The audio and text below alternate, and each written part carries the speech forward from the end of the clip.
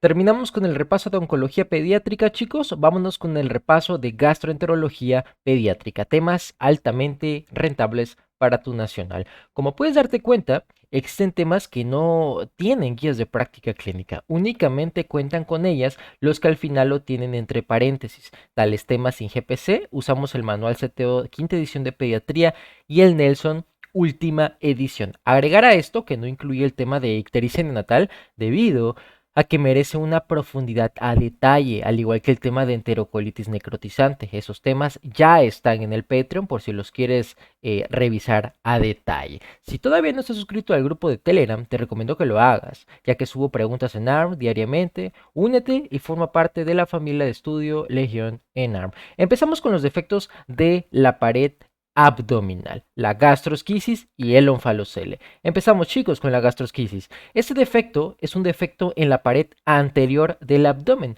Mide menos de 4 centímetros, tiene una localización paraumbilical derecha. Esto es pregunta de examen, ¿dónde se localiza el defecto? Te lo pueden poner debido a que el onfalocele no tiene esta localización habitualmente. Ya lo veremos más adelante. La gastrosquisis se abre paso dando a luz a intestinos al aire libre, es decir, no están envueltos por peritoneo. Y esto es muy importante debido a la gran mayoría de complicaciones que pueden ocurrir debido a que como está al aire libre sin recubrimiento, el líquido amniótico irrita al intestino, causando inflamación y engrosamiento de asas. Hasta un 100% de los casos, según el CTO de pediatría, cuenta con mal rotación intestinal.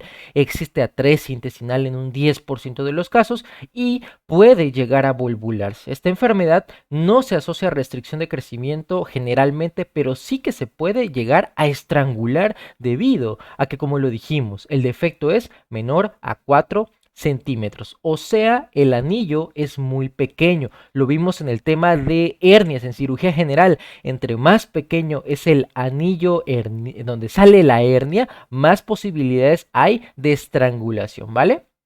Y también, como se mencionaba en un principio, como el intestino no tiene peritoneo que lo proteja, que lo recubra, el líquido amniótico lo irrita dándole esa apariencia de cáscara por el mismo edema. En este defecto de pared es muy raro que se hernie el hígado porque el anillo es muy pequeñito, entonces no puede salir, ¿vale? Ahora, el onfalocel. Aquí la cosa ya cambia porque ya el defecto es a nivel del ombligo, de la cicatriz umbilical.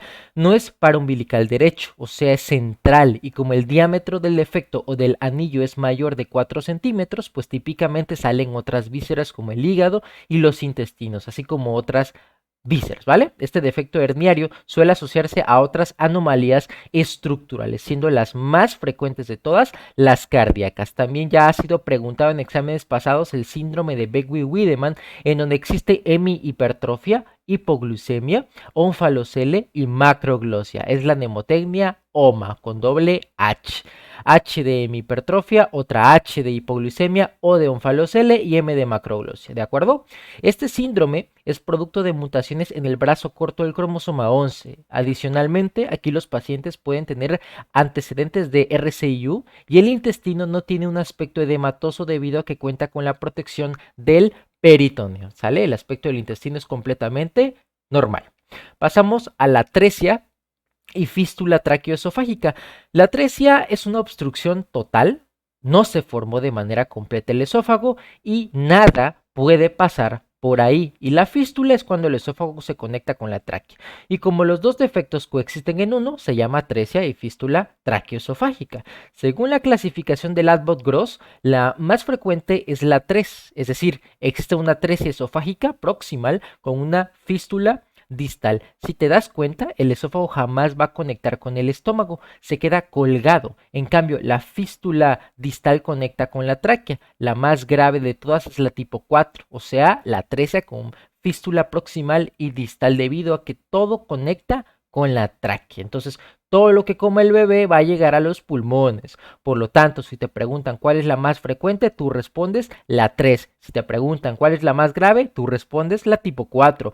¿Cómo sospecho clínicamente en este defecto? Siempre te van a poner en tu caso clínico un antecedente de polidramnios, ojo con ese dato, es decir, un contenido de más de 1500 a 2000 o índice de líquido amniótico mayor a 24 centímetros. ¿Esto qué quiere decir? Que todo lo que traga el bebé no lo deglute, no lo traga. Entonces, por eso hay demasiado líquido. Ahora, cuando nace el bebito, hay una imposibilidad de poder pasar la sonda nasogástrica por la misma atresia proximal esofágica. Habrá salivación excesiva por la misma incapacidad para poder deglutir y cianosis con atragantamiento de las tomas. Apenas toma algo el bebé y ya está vomitando, que realmente lo único que hace es regurgitar porque nada pasa al estómago, pudiendo inclusive aparecer cuadros de dificultad respiratoria. Si existe una fístula distal, habrá distensión y si no hay fístula, habrá un abdomen excavado. ¿Cuál es el tipo, según la clasificación de LAT, en donde debutan más tardíamente? El tipo 5, es decir, la fístula en H. Hay fístula, pero sin atresia. Estos pacientes van a debutar con broncoespasmo refractario al tratamiento y neumonías de repetición porque, como puedes darte cuenta, existe una conexión del esófago con la tráquea. De que llegue el alimento al estómago, llega, pero también a la tráquea, o sea, a los pulmones. Entonces, por eso se expresan tardíamente estos pacientes. Ahora, chicos, el 30 al 50% de todos los pacientes existirán otras anomalías asociadas. Las más frecuentes son las cardíacas. También a recordar que este defecto del nacimiento suele asociarse al famoso síndrome o conjunto Bacter, que consiste en anomalías vertebrales, anorrectales, cardíacas, traqueales, esofágicas, renales y L de Lemp del inglés, que significa extremidades. El diagnóstico prenatal lo haremos con ultrasonido obstétrico, en donde a través de este evidenciaremos polidramnios, así como una dilatación de la bolsa esofágica y ausencia de la burbuja o cámara gástrica.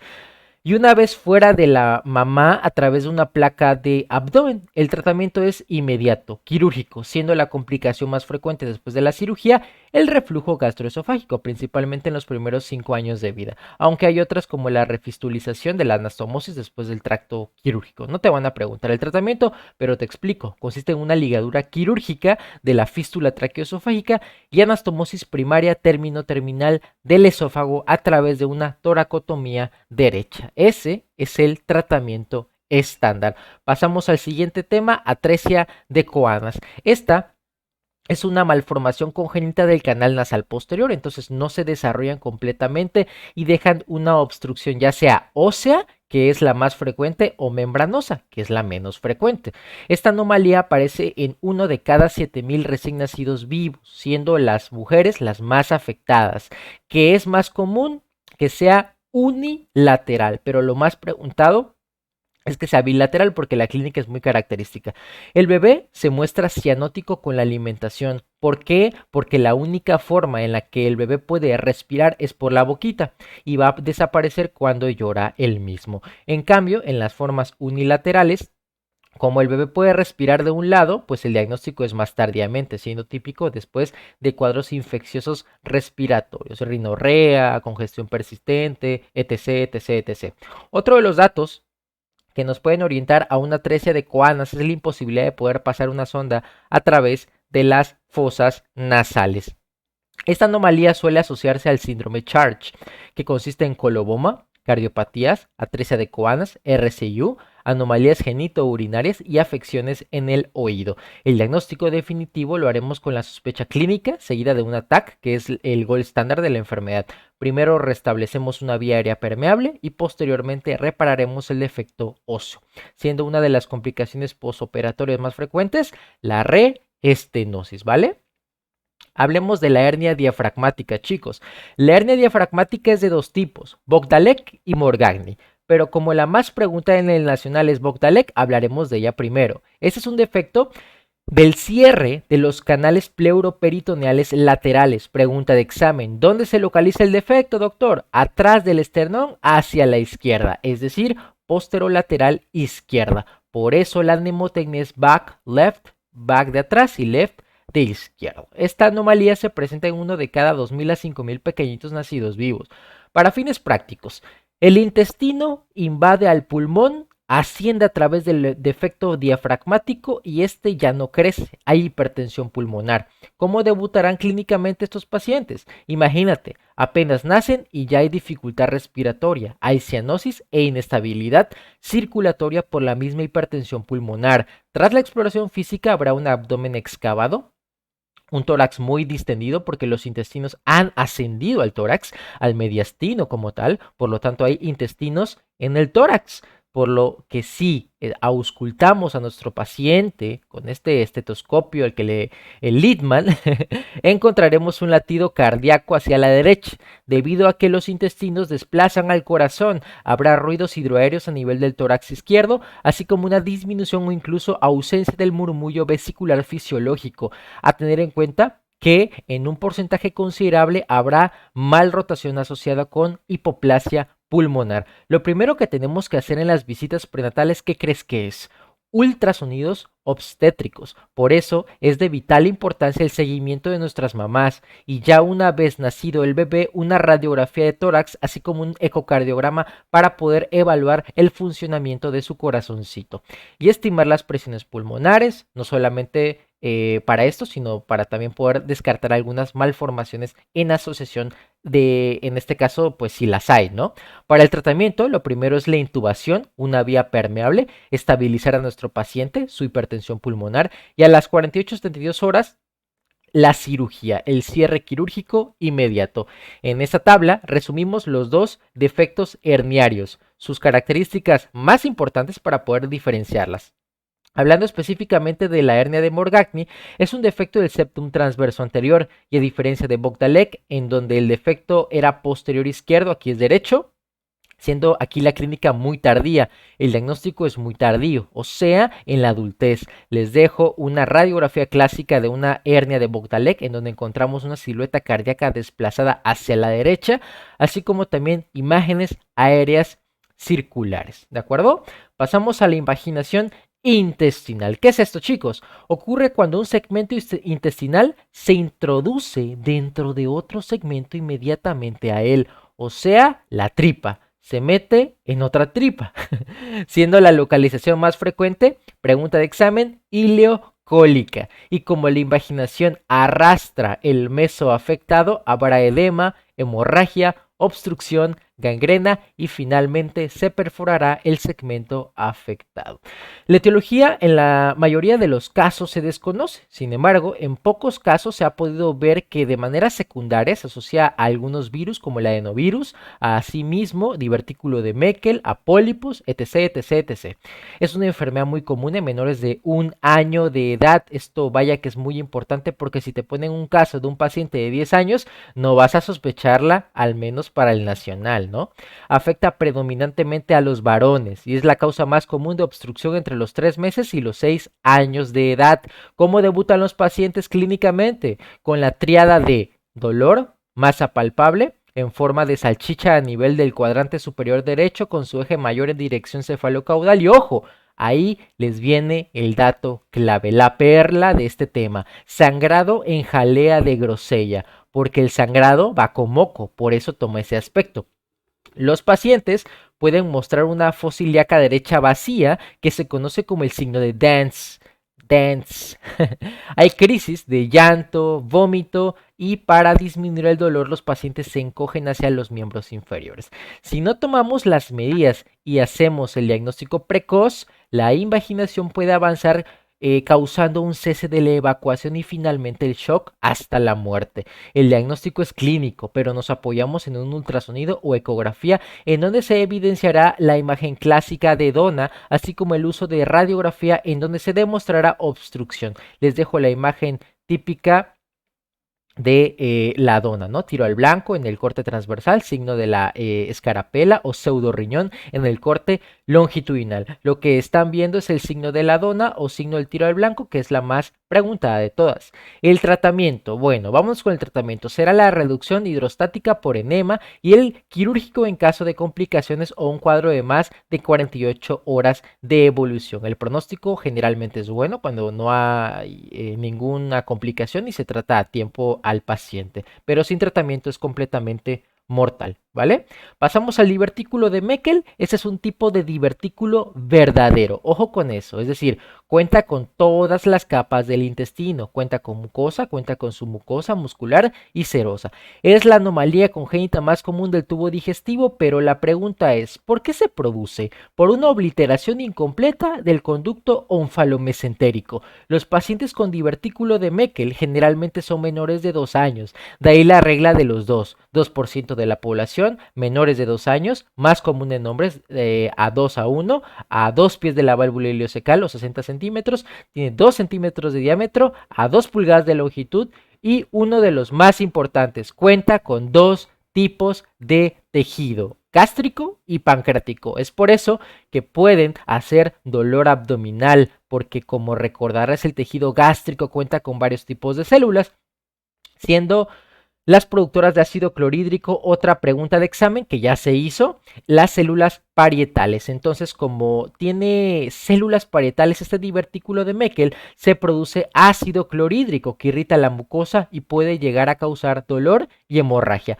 Adicionalmente, como todo divertículo, pues puede obstruirse y puede generar tanto obstrucción intestinal como una diverticulitis aguda, que ya es un problema muy grande donde habrá hemorragia y datos de abdomen agudo, es decir, rigidez abdominal o abdomen en tabla, etcétera. Pero lo más frecuente es la hemorragia intermitente indolora, es una hemorragia anemizante, así debutan estos pacientes clínicamente. El diagnóstico se hace con gammagrafía con pertecnetato de tecnesio 99M y el tratamiento es su resección laparoscópica. Ahora, si nunca se hace sintomático el paciente, generalmente el diagnóstico se hace hasta la adultez de manera incidental, ¿de acuerdo? Una pregunta hardcore, chicos. ¿Cómo se llama el divertículo de Meckel cuando se aloja en una hernia inguinal indirecta? Esta pregunta la hicimos en la clase de hernias en adultos. Respuesta correcta, hernia de Litre. Si quieres irte a repasar las hernias, te recomiendo que vayas a verte el tema de cirugía general de hernias, ¿de acuerdo? Pasamos a la estenosis hipertrófica del píloro. ¿Qué es esto? Es una disminución de la región pilórica debido a una hipertrofia y una hiperplasia de la capa muscular antropilórica del estómago. Entonces se va a manifestar como una obstrucción al vaciamiento gástrico. ¿Por qué se produce? Doctor, bien, dentro de los mayores factores de riesgo existen antecedentes familiares, ahí les viene una que ya fue preguntada, el uso de macrólidos, estos medicamentos bacteriostáticos, cuando se utilizan en las primeras 2 semanas de vida, te preguntaban en qué semana era más frecuente que el consumo de macrólidos se asociara a esta enfermedad y la respuesta correcta fue en las primeras 2 semanas de vida. Y adivina qué, viene en la guía de práctica clínica, así que no se preocupen que aquí les traigo todo. El sexo masculino es un factor de riesgo, la raza blanca y los grupos sanguíneos B y 0 son los más afectados.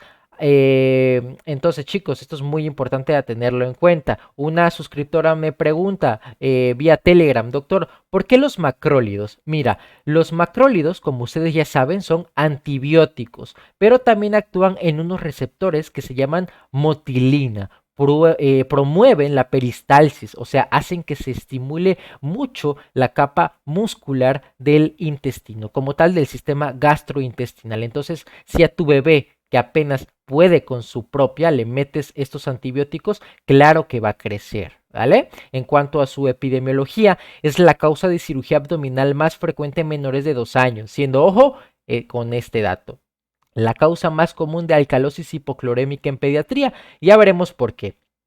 Tiene una ocurrencia entre hermanos de casi el 10% y se asocia hasta en un 20% a otras anomalías que no son importantes, pero se las coloco. Ahora sí, ¿cómo va a debutar nuestro pacientito, nuestro bebito?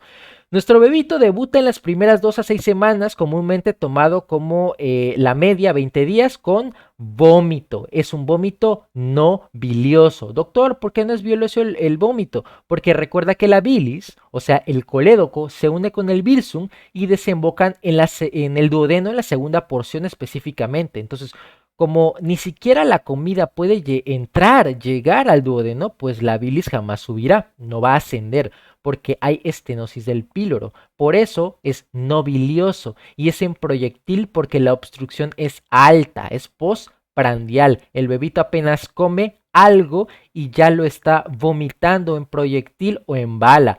Y como no come, todo lo vomita, pues se desnutre. Entonces hay signos universales tanto de deshidratación como de desnutrición. O sea, el bebé está ansioso, hambriento, succiona continuamente sus deditos, etc. Y como el vómito es la reserva de ácido clorhídrico, pues será típicamente que haga alcalosis hipoclorémica. Por eso ya decíamos en un principio que era la causa más frecuente de alcalosis hipoclorémica en pediatría. Ahora bien, tras la exploración física existe un dato patognomónico de la estenosis pilórica y es la oliva pilórica de 1 a 2 centímetros, localizada a nivel del cuadrante superior derecho y se facilita su exploración cuando el bebito termina de vomitar. ¿Por qué, doctor? Porque la relajación de la musculatura abdominal favorece la palpación de la oliva pilórica, o sea, de este signo. Recordar que en prematuros la clínica es tardía y atípica, pero siempre ponen un bebito a término, ¿vale? Para el diagnóstico será de primera instancia la realización de un ultrasonido abdominal. Algunos autores recomiendan aprenderse estos datos con pi 3.1416, es decir, que con los valores arrojados por el ultrasonido se hace esta mnemotecnia. Más de 3 milímetros de espesor muscular pilórico, más de 14 de diámetro pilórico total y más de 16 de longitud. En caso de no ser concluyente el ultrasonido, podemos realizar una serie esófago-gastroduodenal en donde se va a demostrar el signo del hombro o estudios contrastados donde la típica imagen o signo de la cuerda, ¿no? Una vez hecho el diagnóstico, tenemos que preparar a nuestro paciente para la cirugía, ya que decíamos en un principio que una de las complicaciones más frecuentes era la alcalosis hipoclorémica, aunque la guía nos menciona que el 60% no las cuenta, siempre hay que investigar. Entonces, hay que ingresar al paciente en ayuno, esto es muy importante, chicos, hay que ingresar al paciente en ayuno con soluciones y posición semifowler. La cirugía de elección, esto ya fue preguntado en el ENARM, la piloromiotomía de Fredet Ramsted. Ya en el posoperatorio hay que mantener ayuno de 8 horas, soluciones, suspendiendo a la segunda toma de leche. Hay que infiltrar la herida con bupivacaína para el dolor y paracetamol. Iniciaremos, en este caso, la alimentación enteral a las 4 a 8 horas después de la recuperación anestésica. A tener en cuenta que el 80% seguirá regurgitando, ¿vale? Esto es igual importante, pero se quitará con el lapso del tiempo. Si después de 5 días sigue regurgitando nuestro pequeño, tendremos que hacer una evaluación radiológica. Otro de los datitos quisquillosos es cuando quitamos los puntos a los 7 días y revaloramos la cirugía en 4 días. Complicaciones durante la cirugía, la perforación de la mucosa. La vamos a reparar con cierre primario y por consiguiente le haremos la piloromiotomía del otro lado, después ayuno y profilaxis AB con antibiótico terapia. En caso de dificultad de realizar abordaje laparoscópico, podemos hacer un manejo abierto, ¿de acuerdo? Entonces, aquí está el algoritmo de la guía de práctica clínica, bien bonito, bien hecho por su anfitrión. Entonces, niño que a las 2 a 8 semanas presenta vómito no bilioso, oliva pilórica, patognomónico clínicamente, etcétera, hospitalizamos y hacemos eco. Si es concluyente el diagnóstico con la eco, pues preparamos para la piloromiotomía de Ramsted. Si no, le hacemos la serie esófago-gastroduodenal para confirmar el diagnóstico. Si no, pues puede ser otra cosa y ahí la dejamos. Una vez preparado el paciente con ayuno, soluciones, etcétera, operamos y le damos su manejo posoperatorio que está bien resumido en la diapositiva, ¿vale? Pasamos con la atresia duodenal. Esta es una afección en donde existe una obliteración total de un conducto, en este caso del duodeno, que a diferencia de la estenosis, que era parcial, aquí es completa, porque se produce la atresia duodenal, doctor, por un fallo o error en la recanalización del duodeno entre la semana 8 y la 10, es decir, no se abre paso la luz del duodeno durante estas semanas y se queda obliterado. Generalmente ocurre en pacientes prematuros y en el nacional lo suelen poner junto a una trisomía, la trisomía 21 o síndrome de Down. Por eso la mnemotecnia son las 3 Ds, ¿no? D de Down, D de duodeno y D de doble burbuja, porque si les hacemos una radiografía a estos pacientes podremos encontrar típicamente o característicamente el signo de la doble burbuja. Entonces, chicos, regresando, pacientes con síndrome de Down tienen mayor riesgo de desarrollarla, y otro dato importante es que un gran porcentaje de pacientes posee otras anomalías, siendo la más frecuente el páncreas anular hasta en un 30%. ¿Cómo sospechamos de esta malformación? Nos tienen que decir que hubo o hay polidramnios, así como lo veíamos en la atresia con fístula traqueoesofágica. Pues igual acá, chicos, porque la obstrucción ya no está a nivel del esófago, ahora está a nivel del duodeno, ya no pasa más allá del mismo, lo que deglute nuestro pequeño. Existe una incapacidad para poder alimentarse, y aguas con este dato, porque como la obstrucción ya es a nivel del duodeno, es decir, después de donde drena la bilis, pues el vómito típicamente será un vómito bilioso. Adicionalmente, podrá manifestarse clínicamente con un cuadro de obstrucción intestinal al no poder pasar absolutamente nada por el mismo defecto. En cuanto al diagnóstico, lo dijimos, paciente ya nacido vivo, le hacemos radiografía de tórax y encontraremos esto, el famoso signo de la doble burbuja, demostrando la burbuja o cámara gástrica y la primera porción del duodeno. Se observa un área de radiolucidez. En cuanto al manejo, lo primero, reponemos los electrolitos que le hagan falta a nuestro paciente y descomprimimos por sonda nasogástrica, seguido del tratamiento de elección, que será siempre el quirúrgico, la duodenestomía, ¿de acuerdo?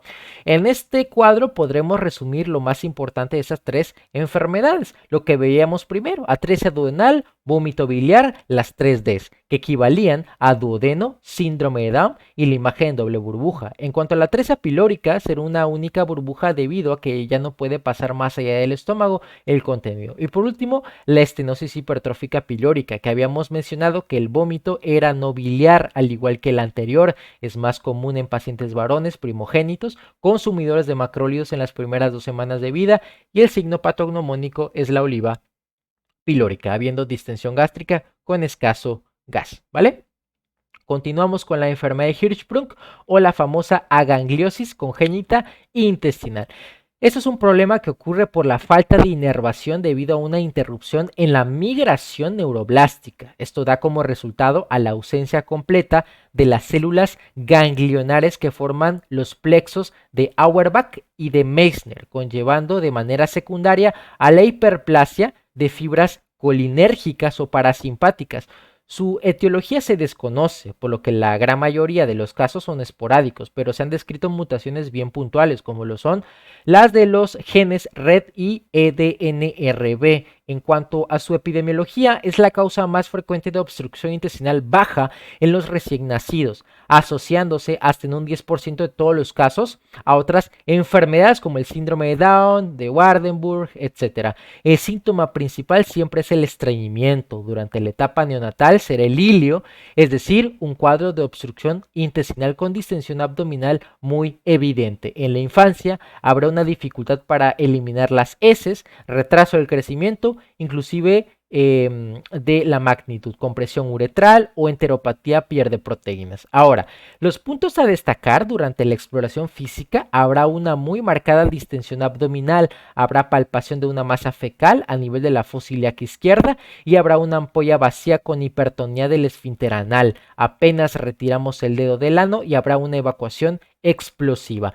En cuanto al diagnóstico, el definitivo siempre es la biopsia, en donde habrá entre las capas longitudinal y circular ausencia de los plexos de Auerbach y de Meissner o su mucoso, así como hipertrofia de las fibras nerviosas parasimpáticas, también conocidas como fibras colinérgicas. Tras la radiografía habrá distensión de asas con ausencia de aire a nivel rectal, con el enema opaco, estenosis del segmento afectado y dilatación de la porción sana, dando la apariencia de dientes de sierra por contracciones no peristálticas. Y en cuanto a la manometría anorrectal, habrá ausencia de relajación del esfínter anal interno ante un aumento de la presión. Eso es muy importante. El tratamiento obviamente es quirúrgico con la resección de todo el colon agangliónico. En caso de dilatación muy importante o después de una enterocolitis, que es la principal complicación, si se dan cuenta, será la colostomía de descarga antes de la anastomosis con el ano. El CETO nos menciona que tenemos que diferenciar los cuadros de megacolon funcional con megacolon congénito, y les coloco la tabla para que los diferenciemos, ya que después de que vimos el tema será más fácil encontrar la respuesta a un posible megacolon congénito o gangliosis intestinal. Comencemos. En los casos de megacolon congénito siempre te van a poner a un neonato, por algo se llama megacolon congénito, ¿no crees? Que una de sus complicaciones clínicas era el retraso de peso, así como la enterocolitis por la bacteria gram positiva Clostridium difficile. Hay una marcada distensión y en la otra no, debido a la ausencia de las células ganglionares. Por eso la biopsia en la congénita sale patológica siempre. Si hacemos un tacto rectal, la ampolla está vacía, lo dijimos, así como los datos manométricos, como la ausencia de la relajación tras el aumento de presión. Pasamos con otra de las enfermedades bien preguntadas en el nacional, el reflujo gastroesofágico en pediatría. Primero que nada, definamos reflujo y enfermedad por reflujo, ya que no es lo mismo, chicos. El reflujo simplemente es la regurgitación del contenido gástrico al esófago, y ya la enfermedad por reflujo es cuando estas regurgitaciones ácidas gástricas queman, causan como tal ya un daño en el epitelio esofágico, caracterizado por clínica digestiva o clínica extradigestiva. ¿Por qué sucede esto, doctor? Sucede debido a relajaciones transitorias del esfínter esofágico inferior, por retraso del vaciamiento gástrico, por aumento de la presión intraabdominal. Puede ser que haya alguna hernia por ahí, por atresia, etcétera. Realmente es multifactorial. En cuanto a su epidemiología, hasta 2/3 de los pacientes menores de 1 año van a padecer reflujo y solamente un pequeño 1% va a desarrollar enfermedad por reflujo gastroesofágico. Cuando yo hablo de reflujo gastroesofágico fisiológico, chicos, estamos hablando de algo normal, algo común en la consulta de primer nivel y que no necesariamente se asocia a alguna enfermedad. Claro, siempre descartando lo patológico con las manifestaciones clínicas. En cuanto al fisiológico, tiene una incidencia en los lactantes de 4 meses de 65%. Como les comento, es algo súper común observar a los bebitos vomitando su leche. Ahora, la guía de práctica clínica nos menciona que la resolución espontánea debería de ser a los 18 meses de edad como máximo. Esto es importante debido a que es lo máximo que un lactante puede llegar a tener vómitos de manera fisiológica. De ahí tenemos que pensar en otras causas patológicas, por lo que la única manifestación clínica en estos pacientes, ¿qué va a ser? Pues vomitar. No duele, no pica, no sangra, no nada. Inclusive hay crecimiento normal, solo vomita antes de los 18 meses de edad. Por eso se llaman los famosos vomitadores felices, porque solo vomitan. El diagnóstico es completamente clínico, no necesitas hacer absolutamente nada. Entonces, ¿cómo va el manejo según la guía de práctica clínica? Hay que modificar la frecuencia y la composición de los alimentos que ingiere nuestro bebito para que no siga vomitando. En este caso hay que espesar la fórmula. En caso de que no funcione el manejo, podemos optar por el uso de fórmulas con proteínas hidrolizadas. Recuerda no usar ningún fármaco y listo. Ya terminamos con el reflujo fisiológico. ¿Ven qué tan fácil es este tema? Ahora, pasamos a la enfermedad como tal, la enfermedad por reflujo gastroesofágico en pediatría, o sea, el patológico. Una de las manifestaciones clínicas más importantes es la escasa ganancia ponderostatural, la poca ganancia de peso. El bebito no gana peso, el bebito tiene tos, tiene neumonía de repetición, tiene sibilancias, es decir, existe ya clínica respiratoria, así como datos de esofagitis como disfagia, negación a las tomas, una posición llamada posición de Sandifer, que es un trastorno caracterizado por movimientos de hiperextensión del cuello, cabeza y tronco con rotación de la cabeza. ¿Qué pacientes tienen mayor riesgo de poder desarrollar toda esta clínica, doctor? La enfermedad por reflujo.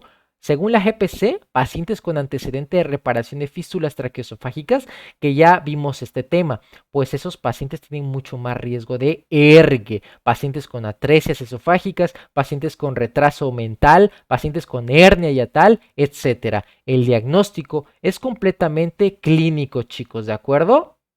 Esto igual es muy importante. Sin embargo, la GPC nos menciona que en el primer nivel realicemos estudios complementarios como examen general de orina o ego, electrolitos séricos, creatinina, que descartemos la enfermedad celíaca.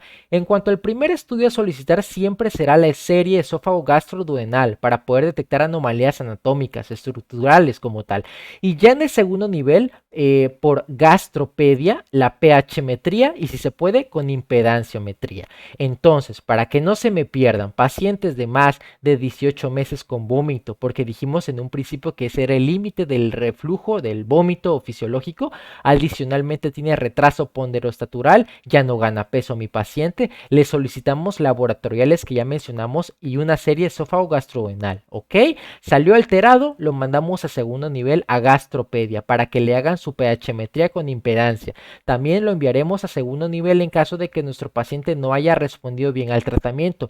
¿Cuál tratamiento? El que dijimos al principio. Es muy parecido al tratamiento del reflujo fisiológico. Espesar la fórmula, cambios en el estilo de vida, proteína altamente hidrolizada de 2 a 4 semanas.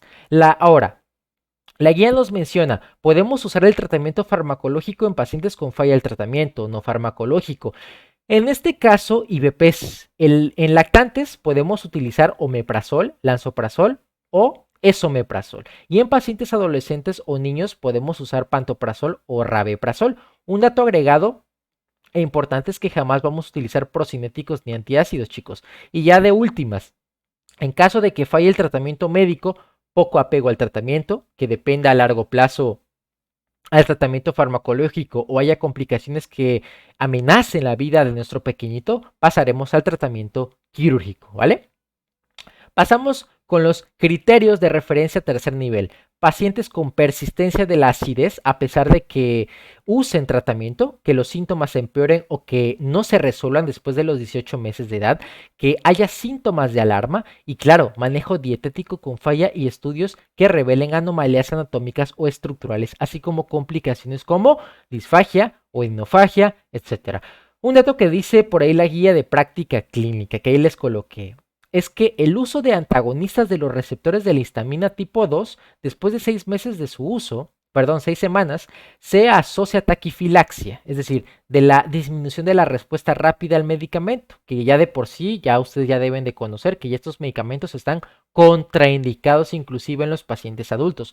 Pasamos con los algoritmos. Chicos, la verdad es que este tema está muy bonito y es muy rentable para su nacional. Entonces, arriba a la izquierda, paciente con vómito recurrente, únicamente vómito antes de los 18 meses sin ningún signo o síntoma de alarma a través de la historia clínica y exploración física, es un vomitador feliz, solo le modificamos la frecuencia y la composición de los alimentos, si no, pues el espesamiento de la fórmula, ya lo habíamos mencionado anteriormente. Si el problema va más allá de los 18 meses, referimos con el gastropedia. Ahora, en caso de signos de reflujo complicado, es decir, los de la tabla que pueden observar, que son síntomas respiratorios o de daño al epitelio esofágico, referimos del otro lado, a la derecha, el otro algoritmo acá ya nos ponen un paciente con la enfermedad por reflujo, o sea, con ERGE como tal, porque tiene retraso ponderostatural, ¿de acuerdo?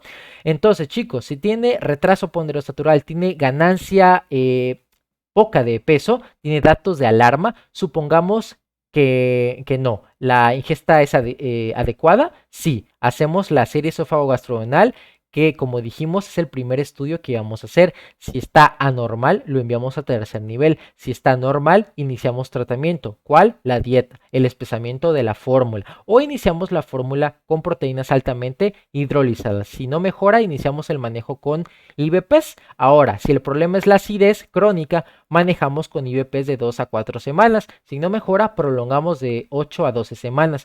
Si no mejora, si mejora, perdón, y si no mejora, referimos. Del otro lado, a la derecha, en caso de asma persistente, tenemos que solicitar una pH-metría para descartar patología digestiva y dar el tratamiento específico, ¿no? Obviamente descartando enfermedades anexas. Terminamos la clase con la ingesta de cáusticos. Si quieres, tómate un descansito, no pasa nada, pausa el video. Si no, continuamos. Por definición, es la ingesta de elementos quemantes o corrosivos del tejido vivo. Estos pueden ser tanto ácidos como álcalis. ¿Cuál es mejor? Me pregunta una suscriptora del Patreon. Ninguno. Todos son malos. Ahora, si hablamos de complicaciones, los peores son los álcalis, debido a que el tipo de necrosis que hacen es por licuefacción. Esto fue pregunta en ARM, es decir, la necrosis es más profunda, tienen a la perforación, ¿sale? Van a tender a perforarse estos pacientes,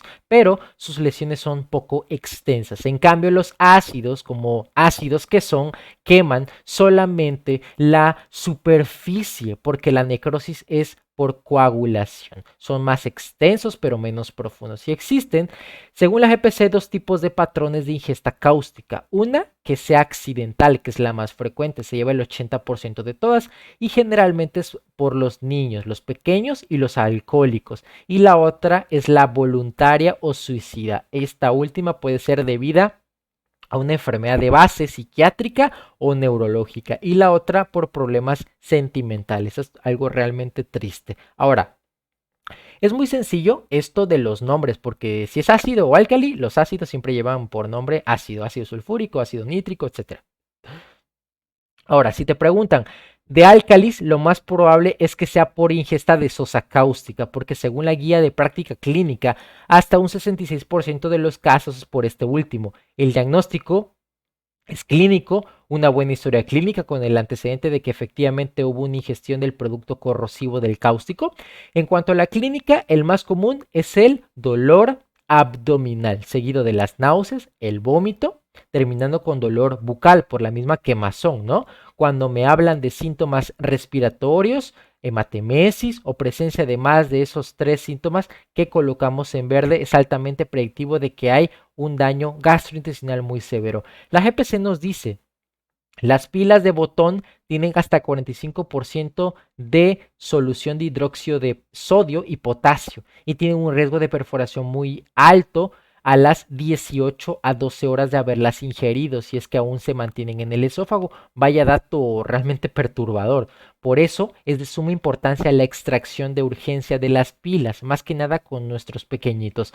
La primera prueba ante la sospecha de ingesta de cáusticos efectivamente es la endoscopía entre las 6 y 24 horas posteriores de la ingesta. El paciente obviamente tiene que estar estable y hay que evitarla en pacientes con 5 a 15 días. Hay que evitarla en pacientes con 5 a 15 días, ¿vale? Grave.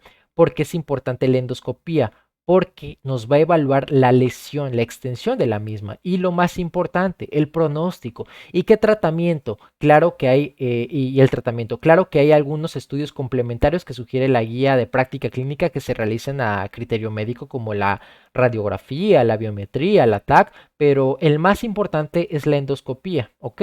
Una vez hecha, utilizaremos la clasificación más preguntada o una de las más preguntadas dentro de este tema de cáusticos, la clasificación de Sargar, debido a que la guía menciona dos, pero la que se pregunta es la de Sargar, ¿de acuerdo?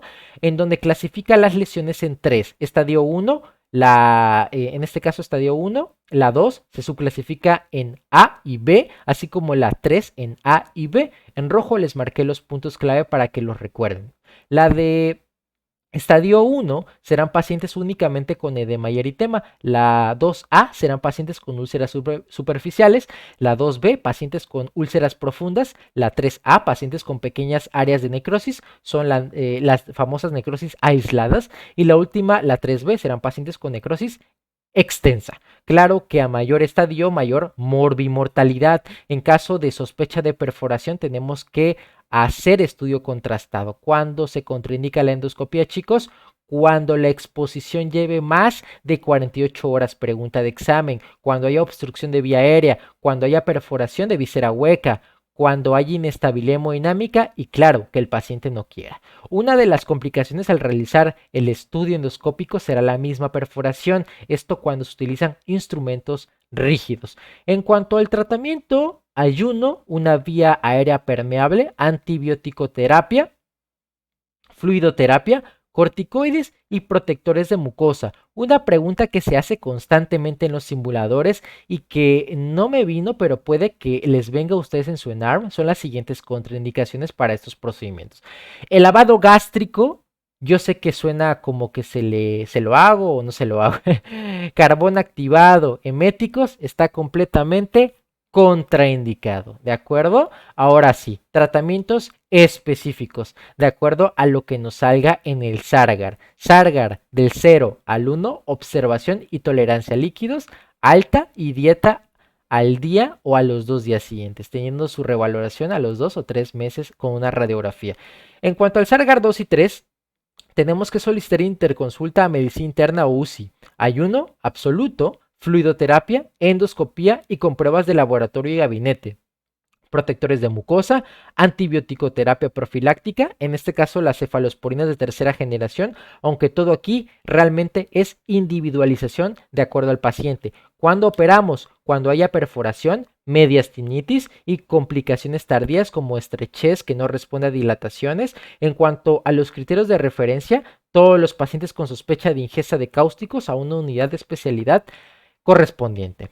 Según la guía de práctica clínica, las complicaciones sistémicas son las más frecuentes hasta en un 20%, siendo la neumonía por aspiración la más frecuente o una de las más comunes de todas. De ahí le siguen las gastrointestinales y la muerte ocurrirá en el 15% de todos los casos de ingesta de cáusticos. ¿Cómo va el seguimiento, chicos? Muy bien. Pacientes Sargar 1 y 2, endoscopía a los 7 a 10 días, grado 3 a las 3 a 4 semanas. Y por último, los pacientes con Sargar 4, endoscopía después de 20 días sin pasar 45 días. Vámonos con el siguiente tema.